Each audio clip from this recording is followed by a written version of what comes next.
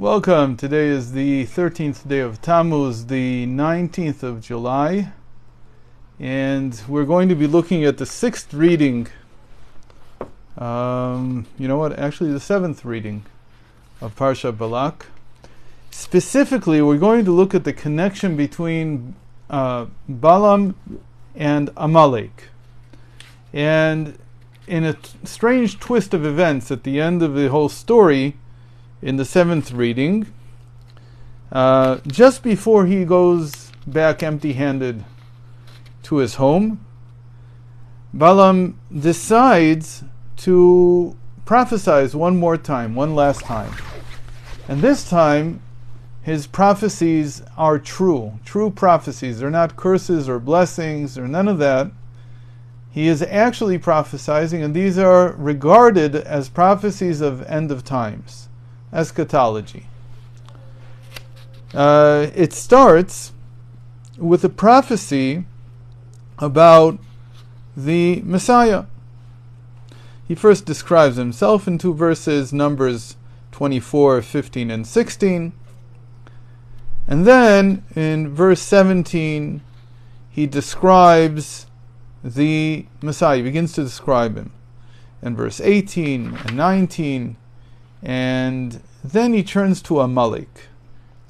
Now, we've discussed these prophecies in the past because these prophecies are quoted by Maimonides in the final two chapters of his great work, the Mishnah Torah, the first canonization, one might say, of the entire law of the Torah from beginning to end. And at the very end, he dedicates 12 chapters to the laws of kings and their wars. And in the last two chapters, he discusses the Messiah, and he discusses the end of times, or the end of days, or the redemption, or whatever name you want to call it. And there he quotes from these prophecies, and he notes that since this is in the Torah, and this is talking about the Messiah, then we understand that the Mashiach is a concept from the Torah. It's not just a concept from the prophets. Christianity built a lot on the prophets because they couldn't understand, or they didn't know how this related. Or maybe they didn't want to take from Balam. They thought that this was something that was negative. But again, this is another part of the Torah. These are verses in the Torah. Moses wrote it just like he wrote any other verse. And it needs to be studied. There's a thing that is usually quoted in the relationship between Balak and Balam. When you write out their names in Hebrew, so Balam starts with Bet Lamed, and so does Balak, Bet Lamed in both cases. Bet and Lamed. The extra letter in Balak is a Kuf, and the extra letter in Balam is Ein Mem. So these are almost all the letters of Amalek, and the way that this is usually explained is that when you take the two words together, two names together, Balak and Balam, you get Babylon and Amalek. And there's a lot discussed about this. But apparently, Balam, for all his universality and his global attitude, where he's not a member of any nation, and if you follow our Patreon, not my personal Patreon, but Rav Ginsburg's, then there's going to be an article up, hopefully before the Shabbat, later today, on Balam's universality as globalism. And from his vantage point, he sort of looks at all the nations of the world, the 70 nations. We've talked about this in the past. 70 nations is a statement, but there's really 72, because above both are Esau and Ishmael. But equal, just as Balam is Moses' equal, he's the prophet who has the same ability to see as Moses in the non-Jewish world. So in the non-Jewish world, there's a nation that's equal to the Jewish people, and that is Amalek. And Amalek serves the purpose of casting doubt. Now, the way this was usually traditionally explained in Kabbalistic texts was that Amalek literally means to chop off the head. And by the way, it can be seen spiritually. What does it mean to chop off the head? It means to disconnect the mind from the heart. When there's no connection between the mind and the heart, then some things that need to follow the heart can't be followed. The mind is disconnected, the person becomes cold. He only follows his mind, he has no use for his heart. We all know people like this. A lot of times we see science in modern times being like that, having a lot of intellectual capacity but very little emotional capacity, or little emotional intelligence as it's called today. And then you miss certain things. But the way that the Baal Shem Tov explained this was with a very short and catchy gematria, numerical equivalence, that Amalek equals doubt. Amalek equals safek, which in Hebrew is the word for doubt. And that's what he does. He chops off the head by instilling doubt in the heart. And then the mind, the intellect, runs rampant. And the person becomes someone who is entirely without heart. And you can't serve God and you can't connect to God without the heart. You can't serve God and connect to God without the intellect either. You have to have both. And you also have to have your actions, your habits. The lower part of who we are also has to, and you have to get married. And everything has to take its rightful place in serving God. But certainly you can't do anything if the heart is severed from the mind.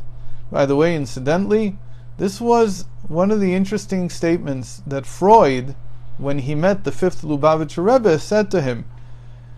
He asked him, how can the mind speak to the heart? There are two completely different continents, he called it. And the Rebbe Risham tried to explain to him that even though he's right, that they are two different things entirely, but like in their time, we're talking about 1903 when they met, you have to pull a telegraph line between them. You have to make a connection. And if you can't make that connection, it's because Amalek has chopped off your head. I want to take the opportunity today to mention a dear person, a tremendous intellectual, and a God-fearing man. His name was Professor Eliyahu Rips. And he was very famous. First of all, he was a mathematician that was born in Latvia when it was still in the Soviet Union. He passed away this morning. And I knew him personally. I knew his children more than him, but I knew him. And he was a very special person. He had set himself in demonstration against the Soviet occupation of Czechoslovakia, I guess in 1959. He set himself on fire. He was saved from it with minor burns. He was a true man of truth and a mathematician, as they usually are. But I wanted to give an example of Eliyahu Rips as a man whose heart was still connected to his mind. And regardless of his tremendous intellect, and if you look it up on Wikipedia, he has an entry, and if you try to understand what in the world he did with mathematics, you'll probably be as lost as I am. A lot of technical terms. He was very well regarded. But he was also a very controversial figure. And how did he become a controversial figure? Because he was the one who originated what's known as the Bible codes. And the Bible codes are, if you don't know anything about this, just go on YouTube, you'll find a million videos on it. It's sort of fallen out of interest at least in the Jewish world for the last 10, 20 years. But it was very, very popular in the 90s and in the early 2000s. And what were the Bible codes? They started with a very interesting man whose name was Rabbi Weissmandel, who made it to the United States and tried to convince the administration to bomb Auschwitz at the time. Apart from that claim to fame, which we all know he failed, he had another claim to fame, which was that he discovered equidistant skips in the Torah. He didn't use it as any kind of proof or anything. He just thought it was an interesting way to analyze the Torah, to skip equal distances between words and to see what words come up. So he discovered very interesting things using this method. And again, he saw it not as a curiosity, but as a method of gaining maybe deeper understanding of the text. One key example that comes to mind is that in the story of creation, with equidistant skips, you can find names of dozens and dozens of trees and fruits in Hebrew, which would make sense, and they're mostly clustered around the third day when the trees were created and so on. Professor Rips took this to a whole new different level, and he was one of the first people to put the Bible on a computer as a text and to start analyzing it. He was very much into group theory, into statistics, and he wanted to see what he could come up with these equidistant skips. And he was like I said, he was a man of truth. He was very, very, if you know these Russian types, they really will not move left or right. Like, what they say is exactly what they do. They mean what they say. They do what they mean. They're very, very straight, like straight shooters. And he was like this, a true man of truth. Like, he would never say something that he didn't stand behind 100%. And while he was playing around with these equidistant skips, he found this interesting intersection between names of people from history and their dates of birth or dates of passing when using the Hebrew date. And this sparked a whole controversy, because he saw it as a proof of the Bible's divine origin. There were too many of these, and he showed that statistically this can't happen, and he used War and Peace as a control text. He showed that doesn't happen there. And the translation, obviously, of War and Peace into Hebrew, and just any random text that you take, you won't find it of random text of comparable length. But he found all these incredible correlations between, and what that means is that within an equidistant skip of the person's name, you find interlaced into that the date of birth or the date of death. And afterward, they tried this with the city in which they were known, and that also worked for them. And this was actually the first paper was published in one of the statistical journals, and really made a whole splash when it appeared. And Rips his whole life felt that this was some kind of proof for the Bible's divine origin.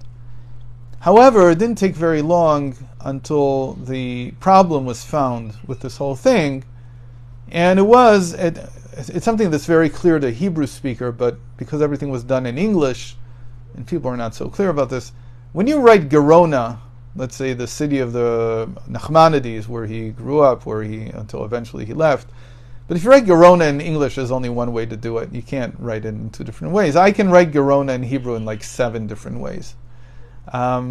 So what people surmised was that they worked backwards, meaning they tried whatever variation of the person's name, which also can usually be written in a number of different ways, and different variations on the date or variations on the name of the city. And you can do this in Hebrew because Hebrew, you have to transliterate all these words from other languages. And that's how they came up with these incredible correlations. And Rips was very hurt by it, because he said that he didn't do that. And knowing him, I trust him 100%. He didn't do that. He used the first spelling that came to mind, or the first spelling that he saw in a dictionary or in an encyclopedia, whatever it was that he used. He didn't play around, because that wasn't his style. It wasn't the type of person he was. Now that's pretty amazing when you think about it, because you can always, first of all, just to mention a little bit of a caveat here, I don't like these, I never liked these ideas of trying to prove something about the Bible, or prove something about the land of Israel, or prove something about the Jewish people. All these proofs, they don't speak to me. I'm very much connected to what you have, not some kind of mathematical proof or something like that. I don't really believe in those things. But I understand that there's a lot of people that are moved by this. But in Rip's case, I want to take this as an example of how you can doubt someone's findings, but they could still be true. And the reason being that you doubt him because your heart is disconnected from your mind. So you come and you say, intellectually, I can see the problem with what they could have done. But a man like Rips, now I want you to think about it this way. He saw this as a proof because it really worked for him. In other words, as intellectual as he was, a real mathematician, when he tried these combinations of names and dates and names and city names, they worked for him. And I would say that that is because God wanted to show him something. For Rips, it was important. He was already observant at the time. He had already become a Baal Tshuva. He had become a returnee to observance. But for him, it was something that I think he needed for his heart. And when you have a man like this, and this is true about each one of us in our lives, when you need to see something, when you need God to show you something, even though for other people they could cast doubt on what you saw, they can feel that what you saw is explainable by who knows what explanation, for you it'll work. And that's the connection between the intellect and the heart. And that's something that when Rips saw these correlations, God was showing him what he needed to see. Of course, other people who don't need to see that can sever the mind from the heart, and rightfully, again, I don't think there's any question that if I would go and do this, I could doctor it any way I wanted because I know how to play with Hebrew enough. I could get any result I wanted. But Rips was not the type of person who did that. He was a type of person who lived by truth. He was very honest. And so God showed him. And honesty in that sense is the connection that God gives you to Him when your heart and your mind are connected, they're together in the same place. And this is Balam's last prophecy, that in the end Amalek will be destroyed. This severing of the mind and the heart will end.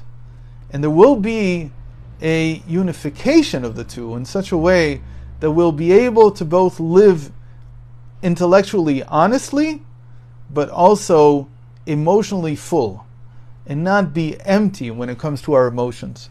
So with this, I'd like to finish this week's review of Parshat Balak, and wish everyone a good Shabbos, Shabbat Shalom, and hopefully see you again next week with Parshat Pinchas. All the best, everyone.